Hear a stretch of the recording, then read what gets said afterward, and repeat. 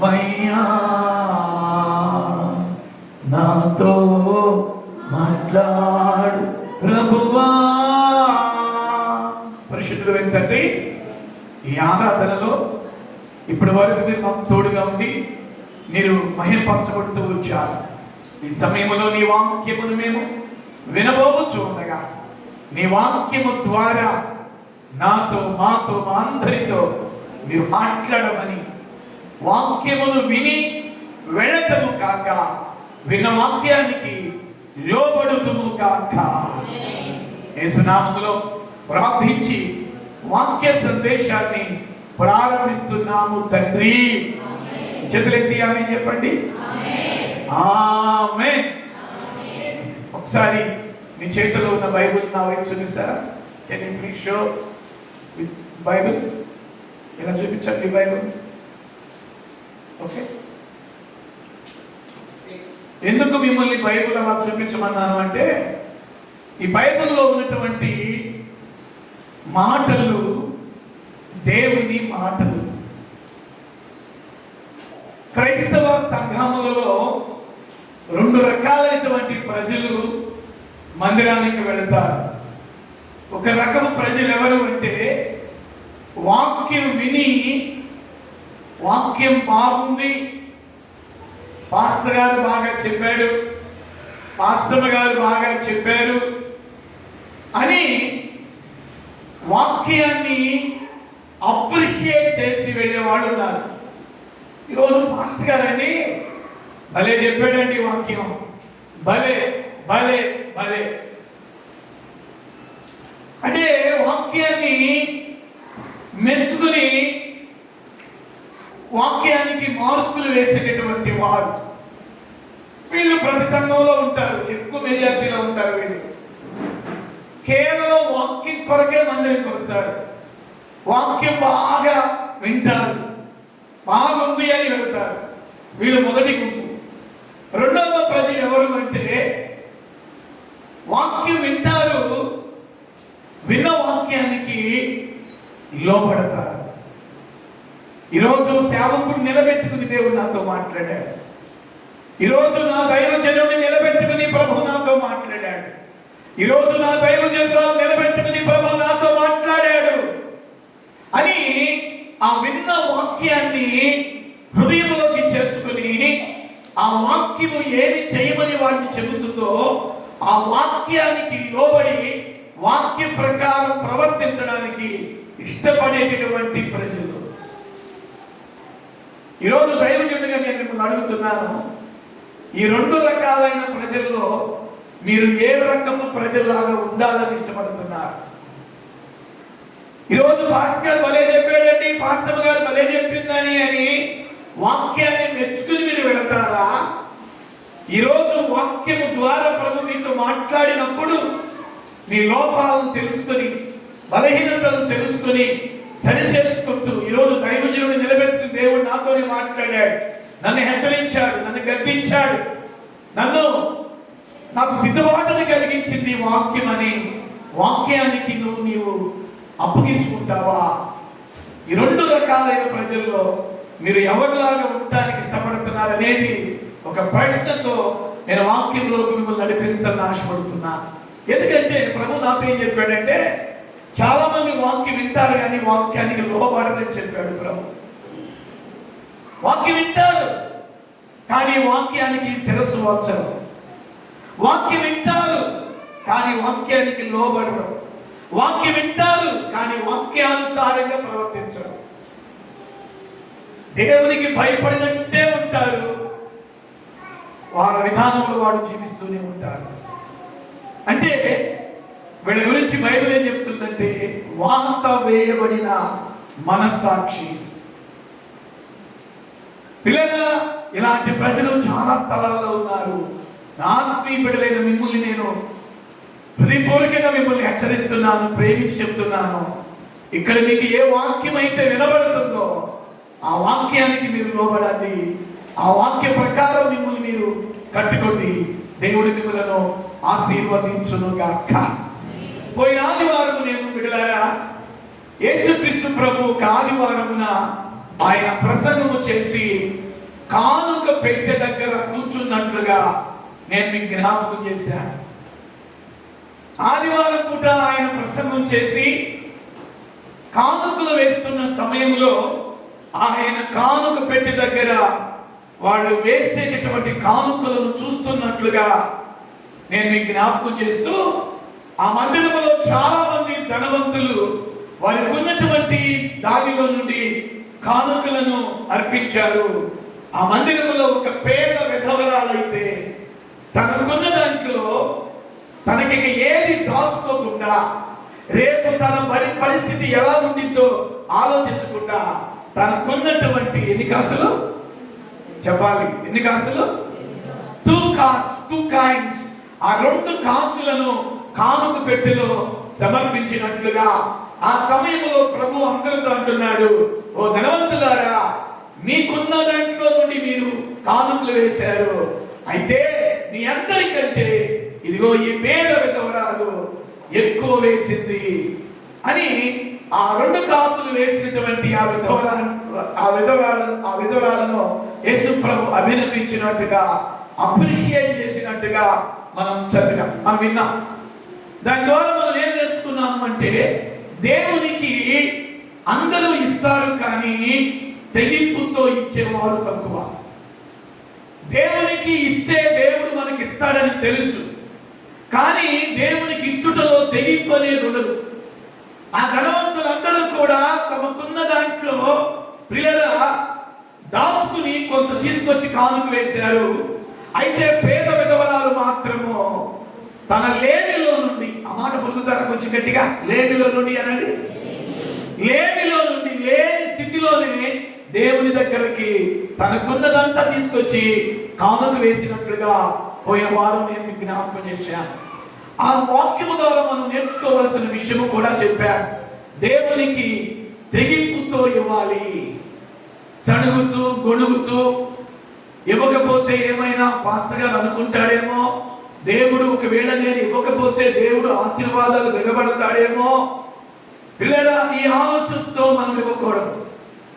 దేవుణ్ణి ప్రేమించాము అంటానికి గుర్తేంటో తెలుసా? ఒక వైరాగ్యముతో, ఒక సమర్పణతో, ఒక తెగింపుతో మనకున్న దాంట్లో మనం దేవునికి ఇవ్వటానికి మనం ముందుకు వస్తాం బిడ్డలారా. సో పోయిన వారు మా పేద విధవరాలు తెగింపు తెగింపు తెగింపు తెగింపుతో తనకున్న 2 కాసులను దేవునికి కానుకగా సమర్పించింది. ఈరోజు దేవుడు అదే కోరుకుంటున్నాడు. ఆయన బిడ్డలమైన మన జీవితాల్లో కూడా తెగింపు అనేది ఉండాలి, తెగింపు అనేది ఉండాలి. దేవుడు మనకి ఆరోగ్యం ఇవ్వకపోతే మనం పని ఎలా చేసుకోగలుగుతాం? దేవుడు మనకి డబ్బులు ఇవ్వకపోతే మన కుటుంబాన్ని ఎలా పోషించగలుగుతాం? దేవుడు నీకు మరి మంచి ఉద్యోగం కానీ వ్యాపారం కానీ దేవుడు నీకు ఇవ్వకపోతే ఆశీర్వాదం పొందుకోలేవు కదా. కనుక మనకి కలిగినది ప్రతిదీ కూడా దేవుడు ఇచ్చాడు. నీకు ఉద్యోగమైనా, నీకు వ్యాపారమైనా, నీకు ఆరోగ్యమైనా దేవుడు ఇచ్చాడు. కాబట్టి దేవుడు ఇచ్చినటువంటి దాంట్లో నువ్వు కూడా దేవునికి తెగింపుతో కానుకలను సమర్పించాలని పోయిన వారం ప్రభు మనతో మాట్లాడాడు. ఈ రోజు కూడా బైబిల్ గ్రంథంలో ఒక తల్లి యొక్క తెగింపును గురించి, దేవునికి ఇచ్చుటలో ఆమెకున్నటువంటి తెగింపును గురించి ఇంకొక తల్లి గురించి నేను మీతో మాట్లాడతా. రాజుల మొదటి గ్రంథం 17వ అధ్యాయం చదవండి. తెరవని the book of first Kings chapter 17. రాజుల మొదటి గ్రంథం 17వ అధ్యాయము 8 నుండి ప్రియులారా మరి 13 వరకు ఉన్నటువంటి మాటలు మనం చదువుకుందాం. సో అందరూ కలిపి చదువుకుందాం. పరిశుద్ధ గ్రంథం నుండి రాజుల మొదటి గ్రంథం 17వ అధ్యాయం 8వ వచనం నుండి చదువుకుందాం. చదువుదామా? అంతటా యెహోవా వాక్కు అతనికి ప్రత్యక్షమై ఇలాగ సెలవిచ్చెను, నీవు సీదోను పట్టణ సంబంధమైన సారెపతను ఊరికి పోయి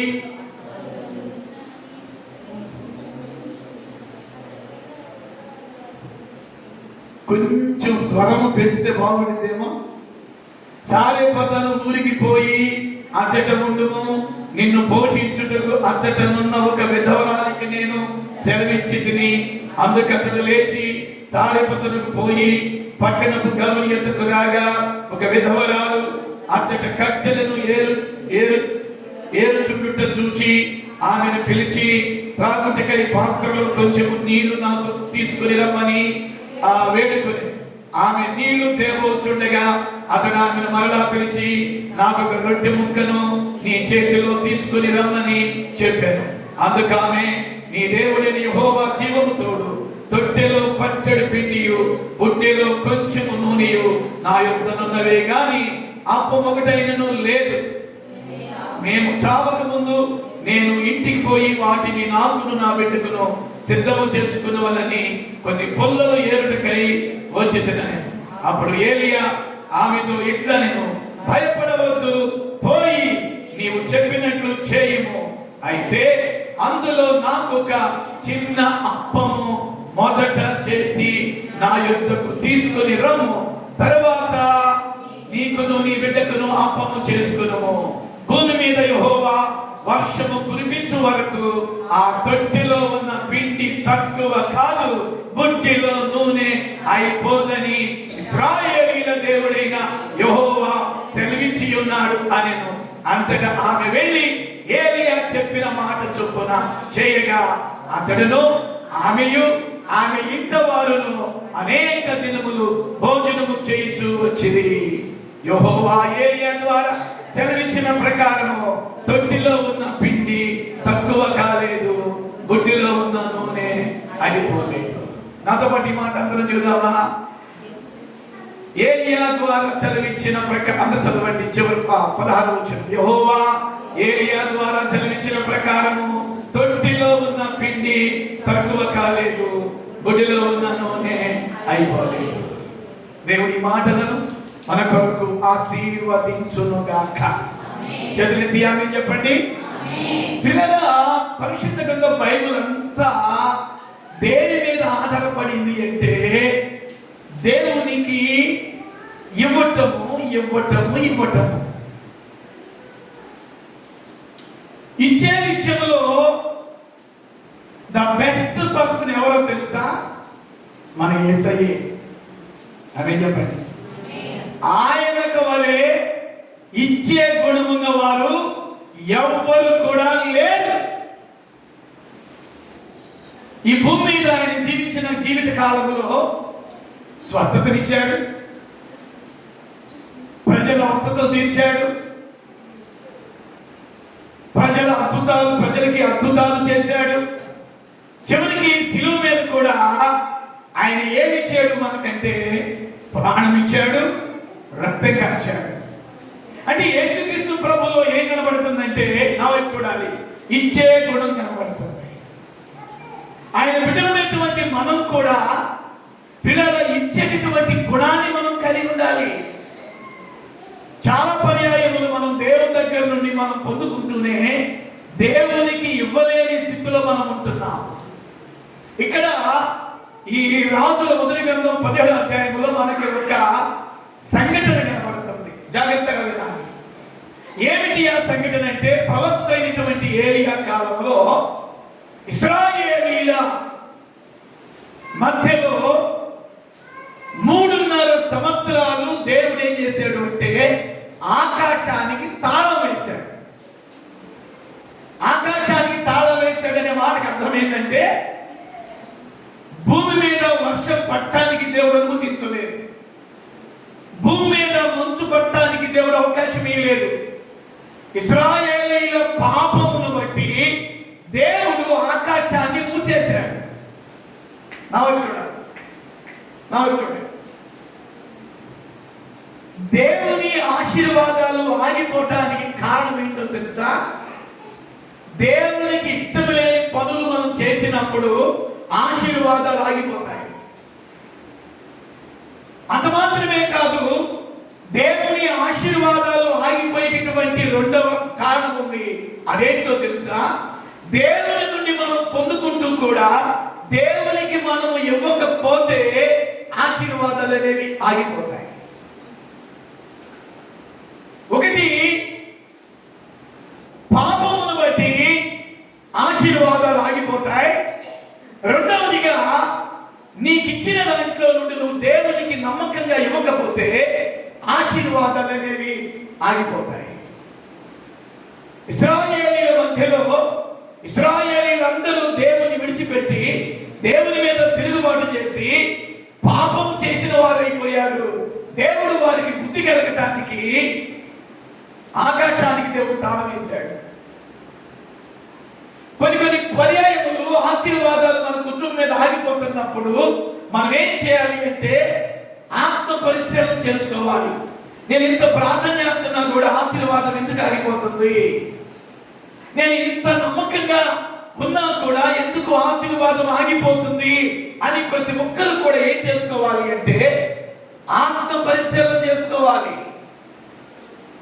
ఆత్మ పరిశీలన చేసుకున్నప్పుడు దేవుడు బయలుపరుస్తాడు, బిడ్డ ఇదిగో నీ కుటుంబం మీదకి ఆశీర్వాదం ఆగిపోవడానికి ఈ లోపం ఉంది, నీలో నీ కుటుంబంలో ఈ లోపం ఉంది, నీ బిడ్డల్లో ఈ లోపం ఉంది, ఇదిగో ఈ విషయంలో నువ్వు ఆజ్ఞలకు విధేయుడు కావటం లేదు అని దేవుడు మాట్లాడతాడు.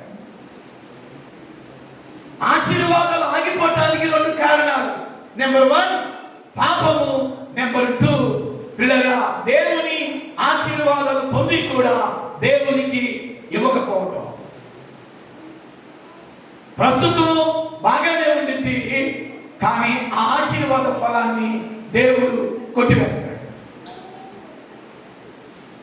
ఈ సారిపోతటువంటి ఊరిలో ఒక విధవరాలు ఉంది. దేవుడు చెప్తాడు, ఏలియా భూమి మీద 3.5 సంవత్సరాలు నేను కరువు పంపించబోతున్నాను, కాబట్టి నువ్వు నా సేవకుడు కాబట్టి నిన్ను పోషించాల్సిన బాధ్యత నాది. నువ్వు నా ప్రవక్తవు కాబట్టి నేను నిన్ను పోషిస్తా. అయితే ఎవరి ద్వారా నేను పోషిస్తాను అంటే సారిపోత అనేటటువంటి గ్రామంలో నా భక్తురాలు ఉంది, నా బిడ్డ ఉంది, ఆమె ఒక విధవరాలు, ఆమె దగ్గరకు నువ్వు వెళ్ళు, ఆమె దగ్గరకు నువ్వు వెళ్ళు, ఆమె దగ్గరకు నువ్వు వెళ్ళు, నేను నిన్ను కరువు కాలంలో పోషిస్తానని చెప్తాడు దేవుడు. దేవుడు ఏ ఊరైతే వెళ్ళమన్నాడో ఆ ఊరు వెళ్ళిపోయాడు. ఆ ఊరు నవ్వు చూడండి, ఆ ఊరి పేరు సారిపత్తు. ఆ సారిపత్తు గవిని దగ్గర గవిని అంటే ఏమిటి అంటే ఎంట్రన్స్, ఊరు ద్వారం అన్నమాట. ఆ ఊరికి ప్రారంభం గవిని.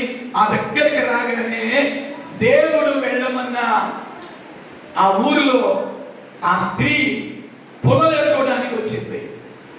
దేవుడు చెప్తున్నాడు, నేను చెప్పిన స్త్రీ ఆమె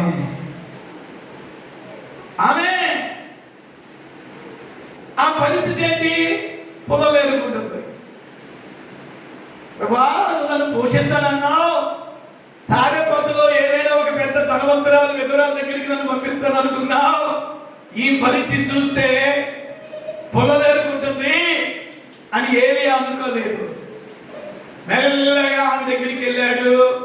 వెళ్ళి అన్నాడు, అమ్మా నాకు తాగటానికి దాహం వేస్తుంది, కాస్త నీళ్లు తీసుకొస్తావా అన్నాడు.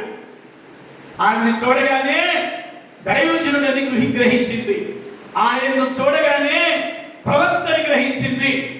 అలాగేనయ్యా తీసుకొస్తాను అని ఏం చేసిందంటే తన ఇంటిలోకి వెళ్తా ఉంది.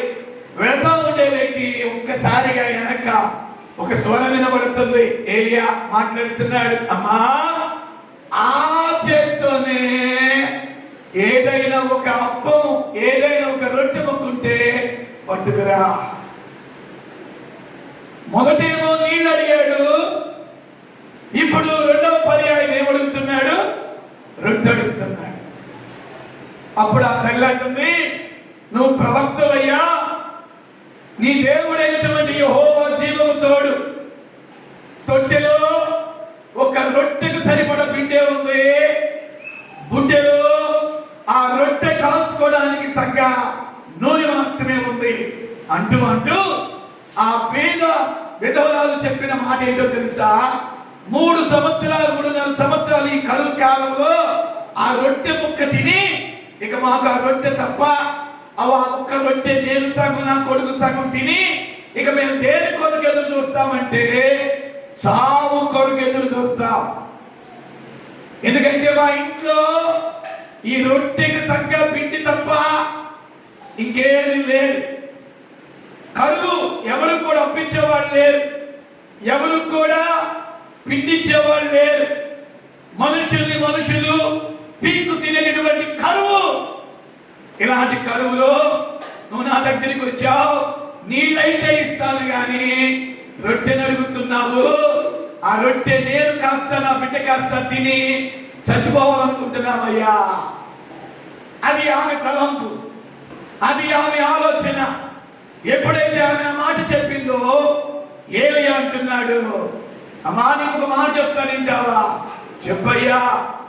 నువ్వు గనక జాగ్రత్తగా వినాలి సంగమా. ఈరోజు మీ ఆశీర్వాదం అధికమయ్యే ఒక రహస్యం చెప్పబోతున్నా. మీకు కలిగినటువంటి స్థితిగతులను మార్చేటటువంటి గొప్ప సందేశం ఈ రోజు నేను మీకు చెప్పబోతున్నా. ఏది అంటున్నాడు, అమ్మా నేను ఒక మాట చెప్తాను వింటావా? చెప్పయ్యా. నువ్వు ప్రవక్తవి, నీ మాటకు లోబడతా. నువ్వు దైవజనుడివి, నీ మాటకు లోబడతా. ఏంటి?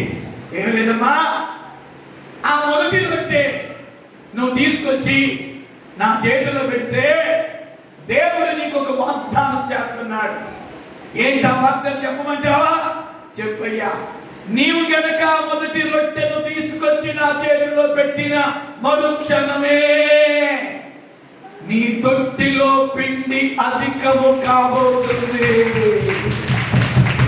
నీ గుండెలో నూనె అధికం కాబోతుంది అని ఎవరు చెప్తున్నారో తెలుసా? సజీవుడైనటువంటి దేవుడు చెబుతున్నాడు.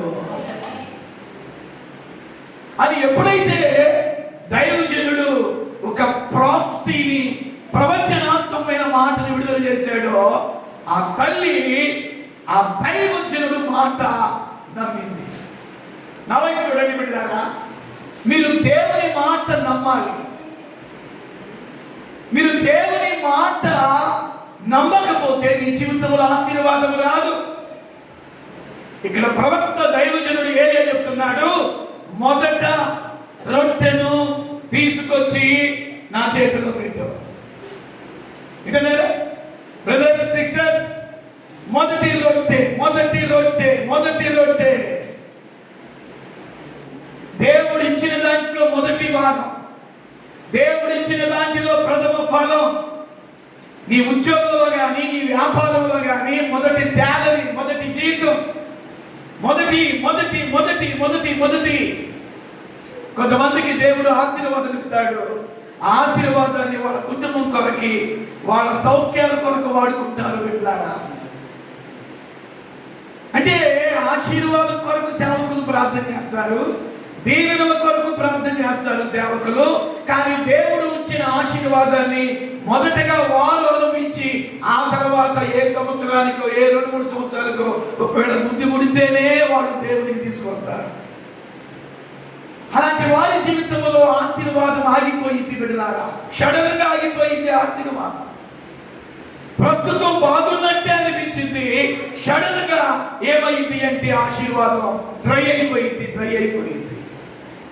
బైబిల్ చెప్తుంది, ఏమి అంటున్నాడు? మొదటిది.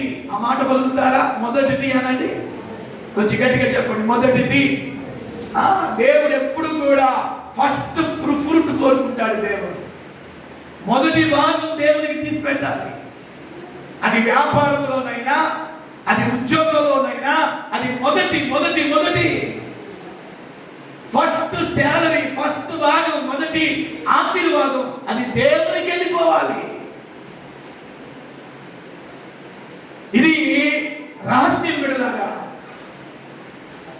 దేవుడు చెప్తున్నాడు ఏలియా ద్వారా, మొదటి రొట్టెను తీసుకొచ్చి నా చేతిలో పెట్టు. మొదటి రొట్టెను తీసుకొచ్చి నా చేతులు పెట్టు. నేను అంటాను, ఆ తల్లికి తెగింపు ఉంది. స్తోత్రం చెప్పండి. హల్లెలూయా. 2 చేతుల పైకి స్తోత్రం చెప్పండి. నా వైపు చూడండి. సార్లేవయ్యా పాస్టర్ గారు, నీ కనుక రొట్టెను పెట్టితే, నీ చేతులు కనుక ఆ రొట్టె ముక్క పెడితే నా సంగతి ఏంది, నా కొడుకు సంగతి ఏందని అనుకుందా? నువ్వు నేనైతే అనుకుంటాం. పాస్టర్ గారిని తప్పర్థం చేసుకుంటాం. ఈ పాస్టర్లు అందరూ ఇంతేలే, వాడు ఇవ్వండి అని చెప్తారు పిల్లరా అని నువ్వు నేనైతే అనుకుంటా. కానీ ఆ తల్లికున్నటువంటి భక్తి సంథింగ్ స్పెషల్. అందరిలాంటి స్త్రీ కాదు ఆమె. ఆమె దేవునికి ఇచ్చుటలో తెగింపు కలిగినటువంటి స్త్రీ. దేవునికి ఇవ్వటంలో తెగింపు తెగింపు తెగింపు. అయ్యో, దేవుడు తన దైవజనుని నా దగ్గరికి పంపించాడు. మొదటి రొట్టెను తన చేతికి ఇమ్మన్నాడు. నేను ఇస్తా. నాకు నా బిడ్డకి దేవుడే చూసుకుంటాడు, నాకు నా బిడ్డకి నా దేవుడే చూసుకుంటాడు అని తెగించింది. ఆ మాట చెప్పండి, తెగించింది అనండి. దేవునికి ఇచ్చుటలో తెగింపు అనేది మనకు కావాలి బిడ్డలారా. దేవునికి ఇవ్వటంలో ఎప్పుడు కూడా తెగింపే. నేను అంటాను, ప్రతిరోజు కూడా మనం దేవుడి నుండి మనం అడిగి పొందుకుంటున్నాం. ఒకవేళ దేవుడు కనుక మనకులాగా కురుచ బుద్ధి కలిగిన వాడైతే, ఈ లైవ్ లో కూడా ఎందరు వింటున్నారో జాగ్రత్తగా మీరు దేవుని మాటలు ఆలకించండి బిడ్డలారా. మనకు వలే దేవుడు కూడా కురుచ బుద్ధి కలిగిన వాడైతే మన పరిస్థితి ఎలా ఉంటుందో ఆలోచన చేయండి. దేవుడు కూడా కురుచ బుద్ధి కలిగిన వాడైతే, ఏందిలే వీడికి ఇచ్చేది, ఏందిలే వీడికి ఇచ్చేది, ఏందిలే ఇతనికి వ్యాపారంలో ఉద్యోగంలో ఏంది నేను ఇచ్చేది అని దేవుడు కనుక కురుచ బుద్ధితో కురుచ స్వభావంతో ఆలోచన చేస్తే మన పరిస్థితి ఎంత దరిద్రంగా ఉండేదో ఆలోచన చేయండి. దేవుడు ఎప్పుడు కూడా ధారాళమైన మనసు కలిగిన వాడు. దేవుడు ఎప్పుడు కూడా ధారాళమైనటువంటి స్వభావం కలిగిన వాడు. నా వైపు చూడాలి. ఆయన చెయ్యి ఎప్పుడు కూడా ఇలా చాపబడింది, ఇలా చాపబడింది, ఇలా చాపబడింది. నీకు ఇస్తాడు ఇస్తాడు ఇస్తాడు, ఇస్తూనే ఉంటాడు. కానీ నువ్వేంటో తెలుసు, నీ పరిస్థితి తెలుసా? నువ్వు ఆయన దగ్గర పొందుకుంటూనే కూడా దేవునికి ఇవ్వటానికి నీ చెయ్యి కొరసవుతుంది. యేసు ప్రభు కపెర్నహూము అనే గ్రామానికి వెళితే అక్కడ దేవాలయంలో ఒక ఓచ చెయ్యి కలిగిన వాడు ఉన్నాడంట. అంటే ఒక చెయ్యి బాగానే ఉంది, ఇంకొక చెయ్యి కురచ చెయ్యి. ఓచ చెయ్యి అంటే ఏంటి? కురచ చెయ్యి. దేవునికి ఇచ్చుటలో చాలా మంది చేతులు కురసైపోతున్నాయి. దేవునికి ఇచ్చుటలో ఓచ చెయ్యిలు అయిపోతున్నాయి చాలా మందికి. జాగ్రత్త. దేవుడు నీకు ఇచ్చిన ఆశీర్వాదాన్ని కొట్టివేయటానికి కూడా అవకాశం ఉంది బిడ్డలారా. బైబిల్ చెప్తుంది, నేను చెప్పట్లేదు. మీరు గనక మీకున్న ఆశీర్వాదంలో ఆయనకి ఇవ్వకపోతే మీ ఆశీర్వాద ఫలాన్ని కొట్టివేస్తానన్నాడు బైబిల్ చెప్తుంది. కనుక ఇక్కడ ఆ సారిపోతున్నటువంటి విధవరాలు, ఆ గ్రామంలో సారిపోతున్న గ్రామంలో విధవరాలు ఏలియా ప్రవక్త ఏలియాకి మొదటి రొట్టెను తీసుకొచ్చి దైవజనుడి చేతిలో పెట్టింది. నా వైపు చూడండి. ఆ రొట్టెకు తగ్గ నూనె, ఆ నూనెకి తగ్గ పిండి, ఇంకేమీ లేదు. ఇప్పుడు తీసుకొచ్చింది, రొట్టె కాల్చి తీసుకొచ్చింది, దైవజనుడి చేతిలో పెట్టింది. దైవజనుడు తింటా ఉన్నాడు. దైవజనుడి దగ్గర నిలబడింది. ఏమా నిలబడ్డావు? అయ్యా, ఆ రొట్టెకి సరిపడా పిండి, ఆ రొట్టెకి సరిపడా నూనె ఉంది, ఇంకా లేదు. ఇందాక నీకు చెప్పాను కదా, మళ్ళా వెళ్ళి చూడు. చప్పడబడ్డామా గట్టిగా? హల్లెలూయా, హల్లెలూయా. మళ్ళా వెళ్ళి చూడు అనగానే పిల్లల పొయ్యి పక్కనే 2 పాత్రలు ఉన్నాయి. ఒక పాత్రలో పిండి పొంగుతూ ఉంది, ఇంకొక బుడ్డెలో నూనె పొంగుతూ. దేవుని స్తోత్రం చెప్పండి. హల్లెలూయా, హల్లెలూయా. కళ్ళు తలుసుకుంటుంది. అరే, ఇది నిజమా? నిజమా కళా భ్రమా? దైవజనుడు వంక చూస్తుంది, ఆ తొట్టెలో పిండి వైపు చూస్తుంది. దైవజనుడు వంక చూస్తుంది, ఆ బుడ్డెలో నూనె వైపు చూస్తుంది. తన కళ్ళని తానే నమ్మలేకపోతుంది. దైవజనుడి మీద ఒక ప్రవచనం చెప్తున్నాను. దేవునికి ఇచ్చే విషయంలో మీరు తెగింపు కలిగి ఉంటే మీ కళ్ళని ఆశ్చర్యపోయే కార్యాలు దేవుడు మీకు చూపిస్తాడు. చెప్పండి హల్లెలూయా, హల్లెలూయా. చాలా మందిని దేవుడు దీవిస్తాడు. దీవించిన తర్వాత దేవునికి ఇచ్చే విషయంలో తప్పిపోతున్నారు. దేవునికి ఇచ్చే విషయంలో వీళ్ళ వాళ్ళ బుద్ధిలో, వాళ్ళ స్వభావంలో బ్రేకప్ అవుతుంది. దేవునికి లేక కాదు మనం అడుగుతుంది, నీ లోటుల్ని, నీ కొరతల్ని నీకు రానివ్వకుండా ఉన్న లోటు కొరతని తొలగించడానికి నీకున్న దాంట్లో దేవుడు తనకి ఇవ్వమంటున్నాడు. స్తోత్రం చెప్పండి. హల్లెలూయా. రెండు చేతుల పైకెత్తి స్తోత్రం చెప్పండి. హల్లెలూయా. దేవునికి ఇచ్చుటలో ఈ సారెపతు విధవరాలు తెగింపు కలిగింది. ఉందా మనకి తెగింపు? మనం ఏంటంటే, మనకి సమృద్ధి ఉంటే దేవుడికి ఇస్తాము. సమృద్ధిలో ఉన్నప్పుడు అందరూ ఇస్తారు. బైబిల్ చెప్తుంది, లేమిలో దేవునికి ఇవ్వటం నేర్చుకోవాలి. స్తోత్రం చెప్తాం. హల్లెలూయా. లేమి అంటే తెలుసా? లేని స్థితి, పేదరికం, దరిద్రత, అప్పు, లేని స్థితిలోనే నీకున్న దాంట్లోనే నువ్వు దేవునికి ఇవ్వటం నువ్వు అలవాటు చేసుకోవాలి. ఒక ఉదాహరణ చెప్పి నేను ముగిస్తా. యేసుక్రీస్తు ప్రభు 3 దినాలు ఒలీవ కొండ మీద ఆయన వాక్యం బోధిస్తూ ఉంటే 3 రోజులు ఆయన వాక్యం వింటూ ప్రజలు అన్నపానాలు మర్చిపోయారట, ఇళ్లను మర్చిపోయారట. 3వ రోజు సాయంత్రము యేసు ప్రభు అంటున్నాడు శిష్యులు పిలిచి, ఇప్పటికి 3 రోజులు అయింది వీళ్ళు అన్నం తిని, 3 రోజుల నుంచి వీళ్ళు ఇళ్లను మర్చిపోయారు, పనులు మర్చిపోయారు, కొండ మీద నాతో పాటు నా మాటలు వింటూ కూర్చున్నారు. వీళ్ళు ఇప్పుడు ఇంటికి వెళ్ళడానికి సిద్ధంగా ఉన్నారు. 3 రోజుల నుంచి వీళ్ళు ఏం తినలేదు, ఉపవాసంతో ఉన్నారు ఇక్కడ. కాబట్టి వీళ్ళకి ఆహారం పెట్టాలి మనం అని శిష్యులతో అంటే, శిష్యుల్లో పేతురు అనేవాడు అంటాడు, ప్రభా ప్రజలేమో 5,000 మంది ఉన్నారు ఇక్కడ, మన దగ్గర ఆహారం ఏది?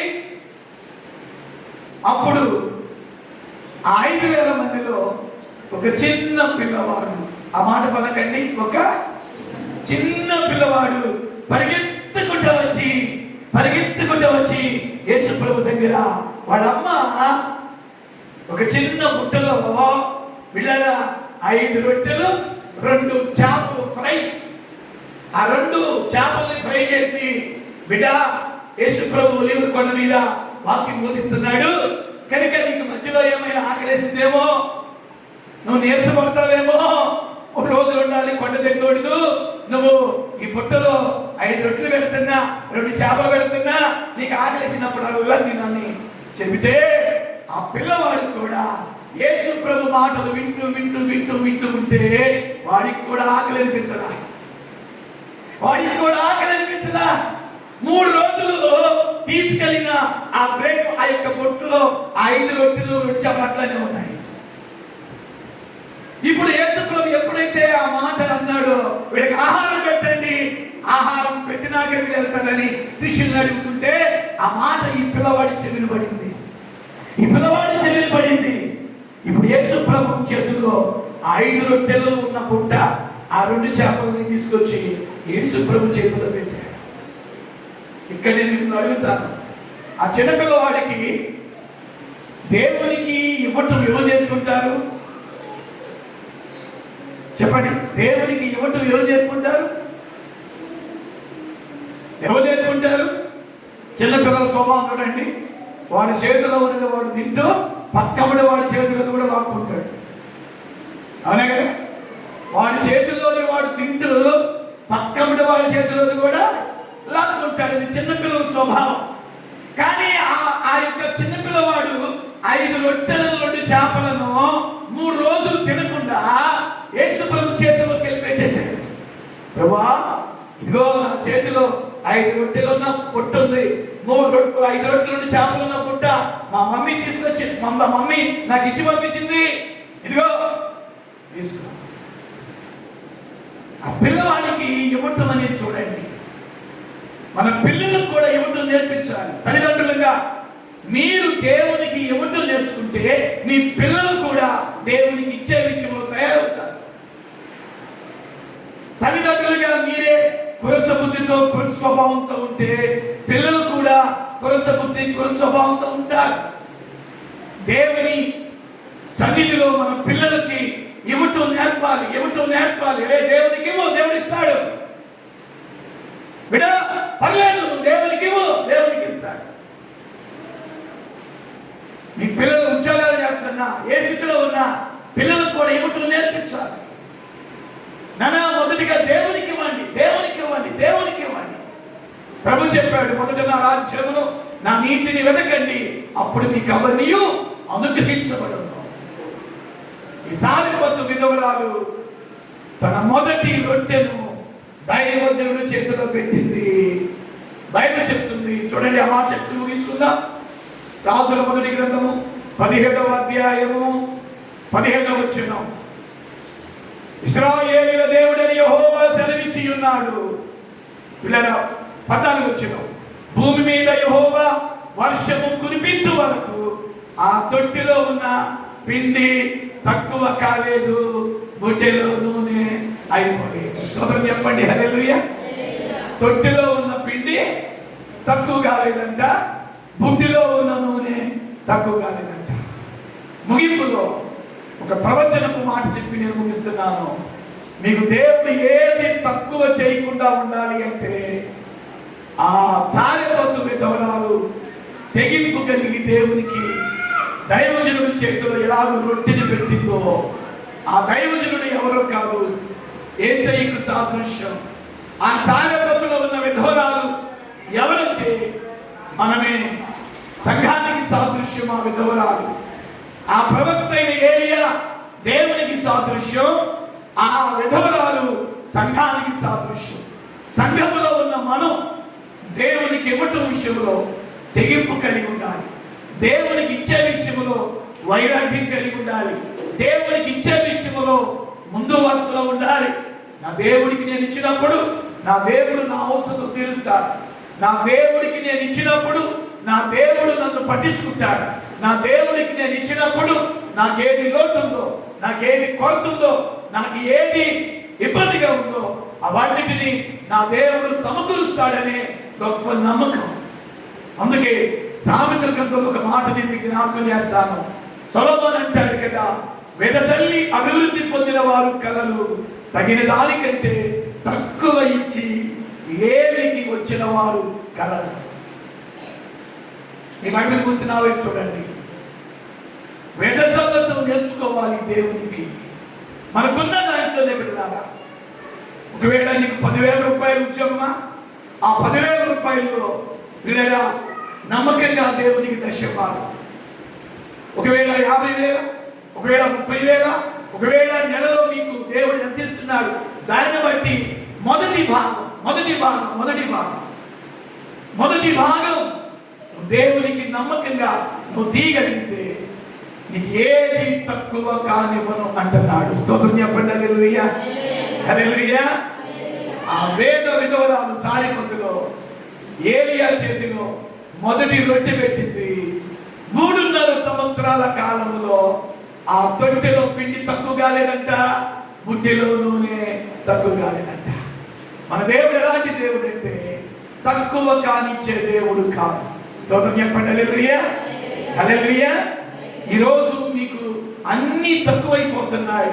కారణం ఏమిటి అంటే దేవునికి ఇచ్చే విషయంలో నమ్మకత్వాన్ని కోల్పోతున్నావేమో, దేవునికి ఇచ్చే విషయంలో వెనకబడుతున్నావేమో, దేవునికి ఇచ్చే విషయంలో కురచ బుద్ధి కురచ స్వభావం కలిగి ఉన్నావేమో. మళ్ళా చెప్తున్నాను, దశమ భాగం ప్రథమ ఫలం అది దేవునిది అన్న విషయం మనం మర్చిపోకూడదు. పెట్టాలి మాకు ఇచ్చిన దాంట్లో కూడా మేము దశ భాగం కంటే ఎక్కువ తీస్తాం. ప్రతి నెల కొన్ని వేల రూపాయలు దేవుని పని ఖర్చు అవుతున్నాయి. అనేక మంది ప్రేమపూర్వకమైన కానుకలు దశమ భాగాల వలన సంఘంలో మీరు నమ్మకంగా దేవునికి దశమ భాగములను ప్రథమ ఫలములను, ప్రథమ ఫలం అంటే ఏంది? ఉద్యోగంలో మొదటి వచ్చేటువంటి శాలరీ. ఫస్ట్గా మీరు జాబ్ పొందుకున్నప్పుడు ఫస్ట్ శాలరీని కనుక దేవునికి పక్కన పెట్టగలిగితే తద్వారా కూడా అది ఎంతో ఆశీర్వాదం. మీ పిల్లల మైండ్ అలా ట్రైనప్ చేయండి, మీ పిల్లల మనసులో ట్రైనప్ చేయండి. బిడ్డ, దేవుడు నీకు మొదటిగా ఉద్యోగం ఇచ్చినప్పుడు మొదటి శాలరీ దేవునికి ఇద్దాం. దేవుని స్తోత్రం చెప్పండి, హల్లెలూయా, హల్లెలూయా. నా ప్రియమైనటువంటి దేవుని బిడ్డలారా, అలాగూ మనము మన పిల్లలకు కూడా ఇవ్వటం నేర్పించాలి. మనము దేవునికి ఇచ్చినప్పుడు మన పిల్లలు కూడా దేవునికి ఇస్తారు. సమయం 12 అయిపోయింది. అందరూ కూడా లేచినలాంటి మీ కొరకు ప్రార్థన చేస్తారు. ఆ సారెఫతు గ్రామంలో విధవరాలు తన మొదటి రొట్టెను, వాస్తవానికి ఒకే రొట్టె ఉంది, ఒకే రొట్టెకు సరిపడా నూనె, కానీ దైవజనుడు మాట ప్రకారం, దైవజనుడు ప్రవచనము ప్రకారము అమ్మా ఆ రొట్టె ముక్కలు మొదట